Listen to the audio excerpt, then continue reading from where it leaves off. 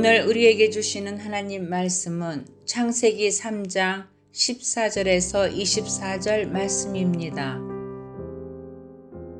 여호와 하나님이 뱀에게 이르시되 내가 이렇게 하였으니 내가 모든 가축과 들의 모든 짐승보다 더욱 저주를 받아 배로 다니고 살아있는 동안 흙을 먹을지니라. 내가 너로 여자와 원수가 되게 하고 내 후손도 여자의 후손과 원수가 되게 하리니 여자의 후손은 내 머리를 상하게 할 것이요 너는 그의 발꿈치를 상하게 할 것이니라 하시고, 또 여자에게 이르시되 내가 네게 임신하는 고통을 크게 더하리니 내가 수고하고 자식을 낳을 것이며 너는 남편을 원하고 남편은 너를 다스릴 것이니라 하시고, 아담에게 이르시되 내가 네 아내의 말을 듣고 내가 네게 먹지 말라 한 나무의 열매를 먹었은즉 땅은 너로 말미암아 저주를 받고 너는 내 평생에 수고하여야 그 소산을 먹으리라. 땅이 네게 가시덤불과 엉겅퀴를 낼 것이라. 내가 먹을 것은 밭의 채소인즉 내가 흙으로 돌아갈 때까지 얼굴에 땀을 흘려야 먹을 것을 먹으리니 내가 그것에서 취함을 입었음이라. 너는 흙이니 흙으로 돌아갈 것이니라 하시니라. 아담이 그의 아내의 이름을 하와라 불렀으니 그는 모든 산자의 어머니가 됨이더라. 여호와 하나님이 아담과 그의 아내를 위하여 가죽옷을 지어 입히시니라. 여호와 하나님이 이르시되 보라, 이 사람이 선악을 아는 일에 우리 중 하나같이 되었으니 그가 그의 손을 들어 생명나무 열매도 따먹고 영생할까 하노라 하시고, 여호와 하나님이 에덴 동산에서 그를 내보내어 그의 근원이 된 땅을 갈게 하시니라. 이같이 하나님이 그 사람을 쫓아내시고 에덴 동산 동쪽에 그룹들과 두루 도는 불 칼을 두어 생명나무의 길을 지키게 하시니라.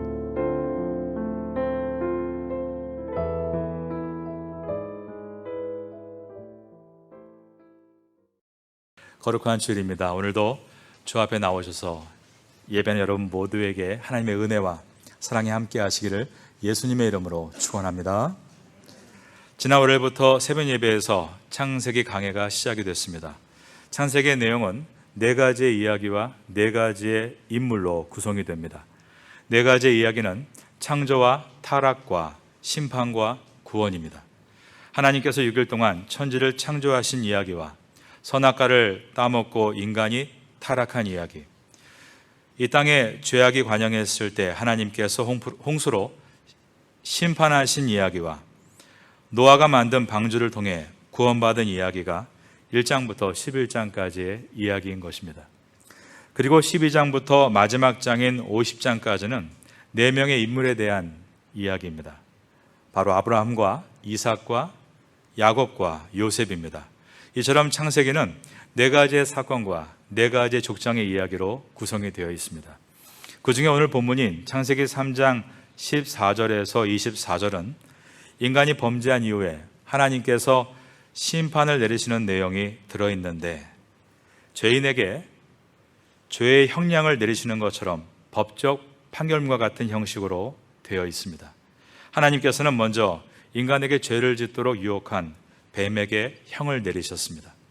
그리고 최초로 죄를 지은 여자에게 형량을 내리셨고, 마지막으로 최초의 사람인 남자에게 형량을 내리셨습니다. 오늘 본문은 죄의 결과를 보여주는 비극적인 장면이지만 여기에는 소망이 있습니다. 왜냐하면 이 속에 오늘 본문의 제목과 같이 프로토 유앙겔리온, 프로토 가스펠이라 불리는 최초의 복음, 원시 복음이 들어있기 때문입니다. 오늘 본문의 첫 절인 창세기 3장 14절을 보겠습니다. 여호와 하나님이 뱀에게 이르시되 내가 이렇게 하였으니 내가 모든 가축과 들의 모든 짐승보다 더욱 저주를 받아 배로 다니고 살아있는 동안 흙을 먹을지니라. 14절과 15절은 인간에게 죄를 짓도록 유혹한 뱀에게 형을 내리시는 말씀입니다. 그런데 14절은 뱀에게 형을 내리는 것이 맞지만 15절의 내용은 뱀에게 형을 내린다고 보기에는 잘 매치가 되지 않는 석연치 않는 부분들이 보입니다. 15절을 봅니다. 내가 너로 여자와 원수가 되게 하고 내 후손도 여자의 후손과 원수가 되게 하리니 여자의 후손은 내 머리를 상하게 할 것이요 너는 그의 발꿈치를 상하게 할 것이니라 하시고, 15절은 뱀에게 내리는 형벌이 아니라 뱀의 배후에서 인간을 미혹한 사탄에 대해 하나님께서 형벌을 내리시는 내용입니다. 창세기 3장 1절에 보면 뱀은 여호와 하나님이 지으신 들짐승 중에 가장 강교했다라고 되어 있습니다. 뱀의 소속은 들짐승군에 속해 있었는데 그 들짐승 중에서 가장 간교했다라고 했습니다. 간교하다, 히브리어 아룸을 번역한 것인데, 히브리어 아룸은 구약 성경 전체에 11번이 기록되었습니다. 이곳 창세기에 1번, 그리고 욥기서에서 간사하다로 2번이 기록되어 있었습니다. 그런데 이것 외에 총 나머지 8번이 기록된 잠언에서는 모두가 슬기롭다라는 뜻으로 기록이 되어 있습니다. 그러므로 뱀은 여호와 하나님이 지으신 들짐승 중에 가장 간교하니라, 이 말의 뜻은 인간을 제외한 들짐승 가운데서 뱀이 가장 영리했다라는 뜻입니다. 사탄이 영리한 뱀을 자신의 도구로 이용했습니다. 고린도전서 10장 12절에 보면 그런즉 선줄로 생각하는 자는 넘어질까 조심하라 라고 되어 있습니다. 우리는 우리가 잘 하는 부분에서 유혹에 넘어질 때가 있습니다. 건강한 몸이 유혹에 빠지는 수단이 될 수가 있고, 똑똑한 머리가 잘못된 길로 우리를 인도할 수 있으며, 과거 경험을 너무 과신하다가 실패를 경험하게 되는 것입니다. 저 여러분은 늘 잘하는 자리에서, 뛰어난 자리에서, 경험 많은 그 자리에서 하나님을 붙들고 시험에 빠지지 않고 승리할 수 있는 성도가 될 수 있기를 예수님의 이름으로 축원합니다. 14절을 보겠습니다. 여호와 하나님이 뱀에게 이르시되 내가 이렇게 하였으니 내가 모든 가축과 들의 모든 짐승보다 더욱 저주를 받아 배로 다니고 살아있는 동안 흙을 먹을지니라. 이것을 통해서 뱀은 원래 배로 땅을 기고 흙을 먹지 않았다는 것을 보게 됩니다. 그리고 내가 모든 가축과 들의 모든 짐승보다 더욱 저주를 받았다라는 말 속에는 모든 가축과 들 짐승도 상당량의 저주를 받게 되었다는 것을 알게 됩니다. 지금의 생태계는 원래 하나님께서 창조하신 생태계와 많이 달라졌다는 것을 보여주는 것입니다. 오늘날 생태계를 보면 약육강식, 약한 자는 강한 자에게 잡아먹힌다, 이러한 논리가 지배하고 있습니다. 이것은 인간 사회에서도 마찬가지입니다. 그런데 이것은 죄의 결과이지 하나님께서 창조하신 원래의 모습은 아니었습니다. 오늘 생태계의 가장 꼭대기에 인간이 존재하고 있습니다. 인간은 하나님이 지으신 들짐승 중에 뱀이 가장 간교하니라. 이 간교하니라, 아름이란 단어와 같이 가장 지혜롭고 슬기롭고 그리고 가장 똑똑한 만물의 영장입니다. 그런데 인간은 그러한 똑똑함을 가지고 아마존에서 마구잡이로 벌목을 해서 들짐승들의 살 곳을 빼앗고 있고, 산에 농사를 짓기 위해 화전을 위해서 불을 지름으로 민눈상을 만들고 들짐승들이 살아갈 터전을 없애고 있습니다. 바다의 물고기를 잡는 것은 좋으나 바닥을 긁는 장비를 가지고 바닥 밑을 초토화시켜서 훑어감으로 물고기의 씨를 말리고 있습니다. 그리고 자신들의 정치적 이권을 위해 전쟁을 일삼음으로 자연을 훼손시키고 있습니다. 사실 인간이 처음에 하나님께 지음받았을 때 인간의 먹거리는 식물뿐이었습니다. 훗날 노아의 홍수 이후에 배가 아라랏산에 정박했을 때 아직 농사를 짓지 못했던 첫 해에 처음으로 육류를 음식으로 허락하셨습니다. 그러나 지금은 모든 육류의 주인이 되어 박쥐 같은 짐승까지 식탐을 하는 존재가 되어버렸고, 닭 같은 가금류들은 빼곡한 철장에 상자를 쌓아서 키웁니다. 답답해서 한 마리가 울부짖으면 모두가 스트레스로 죽기 때문에 주사를 맞춰가면서 키웁니다. 대량 생산은 대부분 이러한 시스템을 가지고 있습니다. 대량으로 생산되는 감자, 대량의 토마토, 대량의 옥수수 다 마찬가지입니다. 우리가 이 모든 피조물들의 탄식을 듣지 못해서이지 지금 온 지구는 경제적 어려움을 겪고 있는 우리뿐 아니라 자녀의 교육 문제와 육아 문제로 시달하는 여성들뿐 아니라 사람의 관계 문제로 고통하고 있는 어떤 이들의 탄식뿐이 아니라 모든 피조물이 함께 탄식을 하고 있는 것입니다. 이러한 탄식 속에 오직 희망은 복음입니다. 헬라어로 유앙겔리온, 복음은 굿뉴스, 복된 소식이라는 뜻으로서 이 탄식하는 세상 속에 구주가 오신다는 소식입니다. 그런데 성경에서 구주가 오신다는 복된 소식이 최초로 들어있는 것이 바로 창세기 3장 15절인 것입니다. 아까 말씀드린 대로 이것은 뱀의 배후에서 인간이 범죄하도록 만들었던 사탄에 대해 하나님께서 심판을 내리시는 말씀입니다. 그러나 이 말씀 속에는 구주가 오신다는 복음이 들어있습니다. 저를 따라해 보시겠습니다. 내가, 이 15절의 내가는 하나님을 말씀합니다. 하나님께서 너로는 사탄을 가리킵니다. 여자와 원수가 되게 하겠다. 여자는 출산을 통해 이루어질 인류를 대표한다라고 말할 수 있습니다. 하나님께서 사탄과 인류가 원수가 되게 하겠다라고 하셨습니다.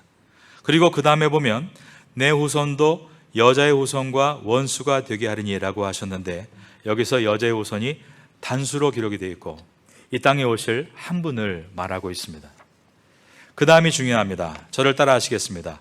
여자의 후손은 내 머리를 상하게 할 것이요. 이것은 여자의 후손으로 오시는 구주께서 사탄의 머리를 상하게 할 것이라는 말씀입니다. 그 다음부터 따라하겠습니다. 너는 그의 발꿈치를 상하게 할 것이라.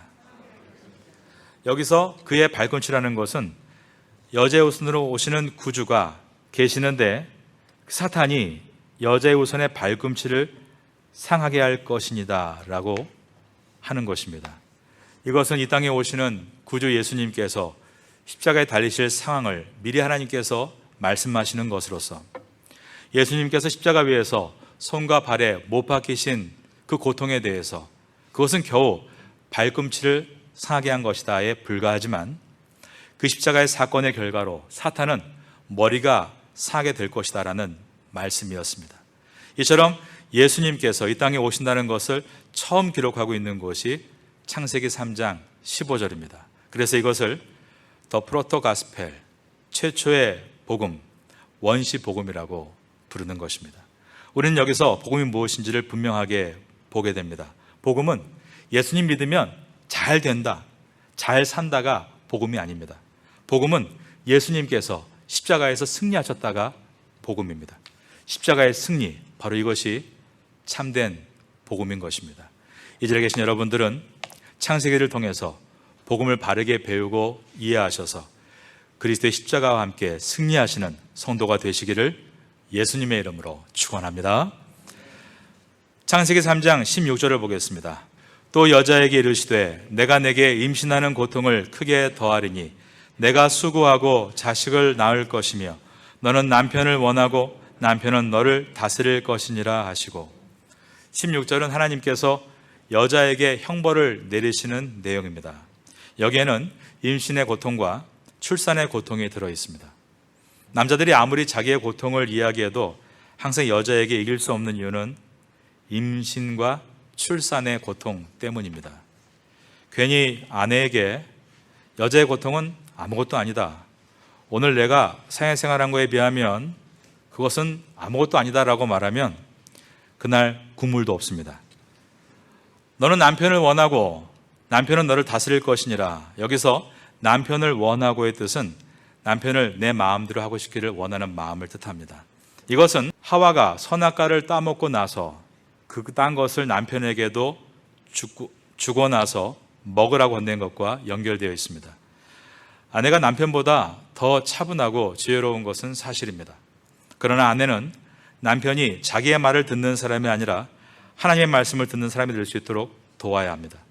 하나님께서는 범죄한 하와에게 임신과 해산의 고통과 그리고 남편에게 다스림을 받아야 한다라는 형벌을 내리셨습니다. 그 중에 남편에게 다스림을 받아야 된다, 이 형벌 때문에 남자들은 하나님의 법이 이렇다라며 남성 우울주의를 주장할 때 이 구절을 이용하기도 했습니다.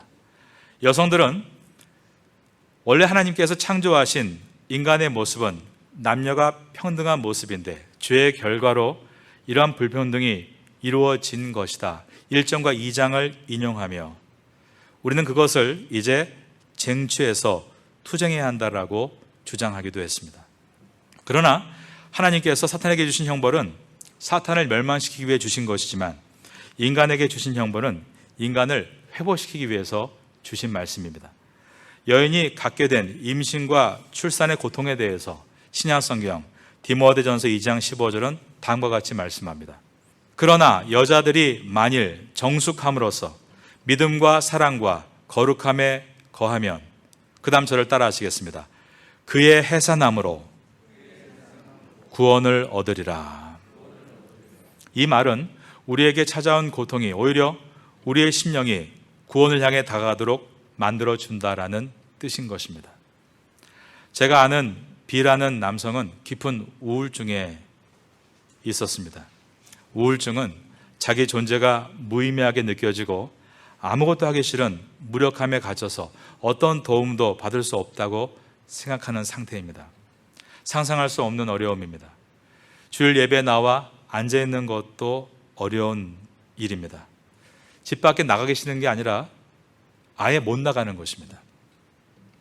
자신이 깊은 우울증의 환자임을 알고는 약을 먹고 치료는 받아도 이 증상을 어쩌면 평생 안고 가야 한다는 마음 때문에 그는 참 괴로웠다고 했습니다.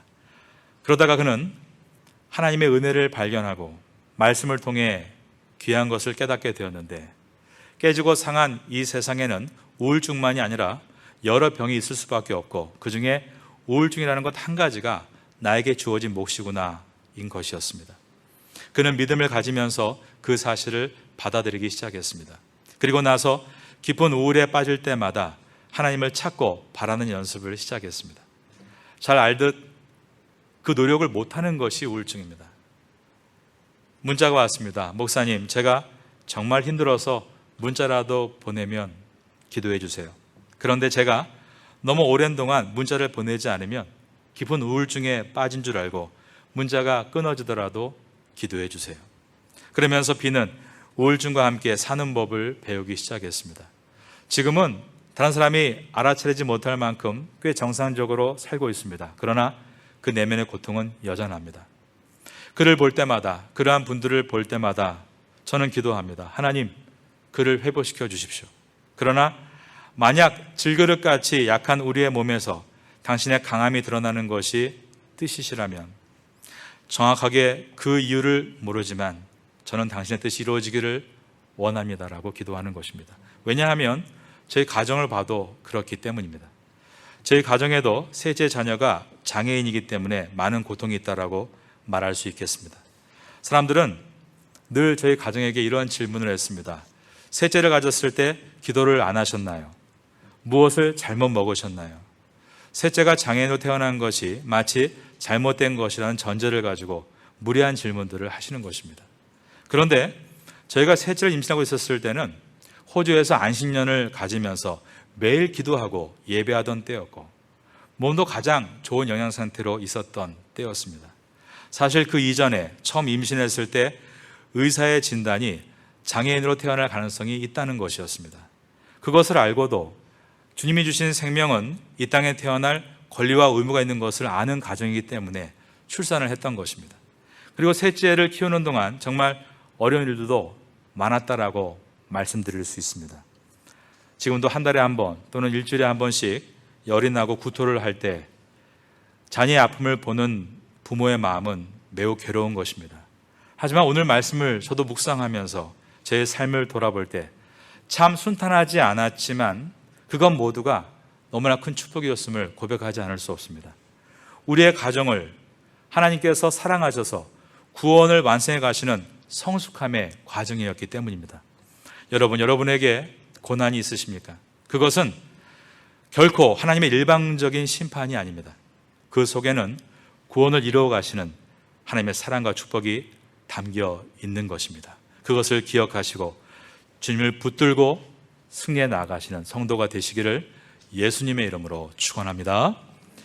17절을 보겠습니다. 아담에게 이르시되 내가 내 아내의 말을 듣고 내가 내게 먹지 말라 한 나무의 열매를 먹었은즉 땅은 너로 말미암아 저주를 받고 너는 내 평생에 수고하여야 그 소산을 먹으리라. 하나님은 아담에게 저주하신 것이 아니라 땅에게 저주하셨습니다. 땅은 너로 말미암아 저주를 받고 라고 하신 것입니다. 이 땅은 결코 쉽게 우리에게 먹을거리와 생활비를 내어주지 않습니다. 땅을 열심히 파고 갈아엎고 경작해야만 우리가 살아가는 데 필요한 것을 내줍니다. 그러나 하나님께서 주신 이 형벌이 그러기에 땅만 보고 살라고 주신 형벌이 아닙니다. 땅을 파면서 일하면서 자신의 한계를 깨닫고 이 모든 만물의 주인이신 하나님을 찾으라고 주신 과정인 것입니다. 예전에 미국의 청교도들이 처음에 아메리카 땅을 밟았을 때 그들은 정말로 어려운 삶을 살아야 했습니다. 하루 내내 허리를 펴지도 못하고 열심히 일해야 했던 것입니다. 하지만 그럼에도 해질 저녁이 되면 그 일꾼들 가운데 가장 어린 소년이 종을 쳤고 그러면 모두가 허리를 펴고 지는 석양을 바라보면서 하나님께 기도를 드렸습니다. 오늘도 열심히 일할 수 있는 건강을 주신 것에 감사합니다.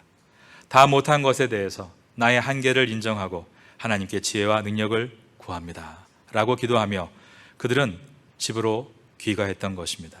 예수님께서 말씀하신 대로 한날의 괴로움은 그날의 족하니라. 그러한 은혜를 가지고 안식의 밤을 누릴 수가 있었습니다. 혹시 여러분 가운데 오늘 거룩한 주일임에도 많은 문제와 고민을 가지고 이 자리에 계신 분 계십니까? 이 아침 예배를 통하여 그 모든 것을 하나님께 맡기시고 한날 괴로움은 그날의 족하니라 말씀하신 주님의 말씀을 따라서 참된 안식을 얻으시고 내일부터 나의 힘이 아닌 주님의 능력과 함께 주신 일을 잘 감당할 수 있는 성도가 될 수 있기를 예수님의 이름으로 축원합니다. 아래에 있는 21절을 보겠습니다. 3장 21절 저와 같이 읽겠습니다. 시작. 여호와 하나님이 아담과 그의 아내를 위하여 가죽옷을 지어 입히시니라. 아담과 하와는 죄를 짓고 죄악의 눈이 밝아졌을 때 그들의 벌거벗음을 부끄러워하며 나뭇잎을 엮어 옷을 입었습니다.